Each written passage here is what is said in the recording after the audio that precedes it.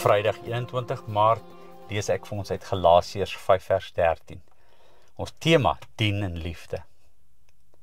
Julle broers, julle is tot vryheid geroep. Moet net nie julle vryheid misbruik as 'n verskoning om sonde te doen nie, maar dien mekaar in liefde.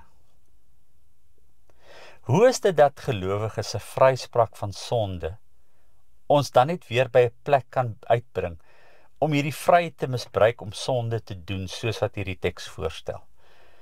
Ja, dit gebeur. 'n Mens verwag mos die teenoorgestelde.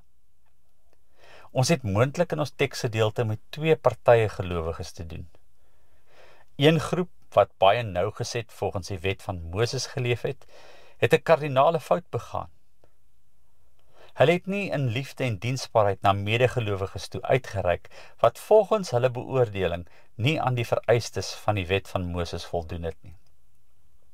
'n ander moontlikheid is dat die gelowiges se vryspraak van sonde hulle baie onverskillig laat lewe het. Hulle het 'n maklike en sorglose bestaan gevolg in afsondering van ander gelowiges se nood wat hulle nie geraak het nie.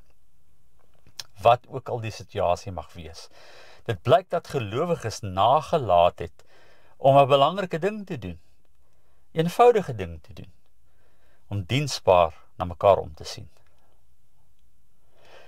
Lydenstyd lei ons nie net tot persoonlike groei nie, maar tot 'n basiese en 'n praktiese diensbaarheid. Watter vaardigheid, gawes en vermoëns beskik jy, wat jy vrygewig, sonder koste en met groot dankbaarheid kan deel? Kom ons bid saam. Here, baie dankie vir die liefde en genade wat ons elke dag omvou. U het ons geroep om ligdraers te wees, om mekaar met liefde en nederigheid te bedien.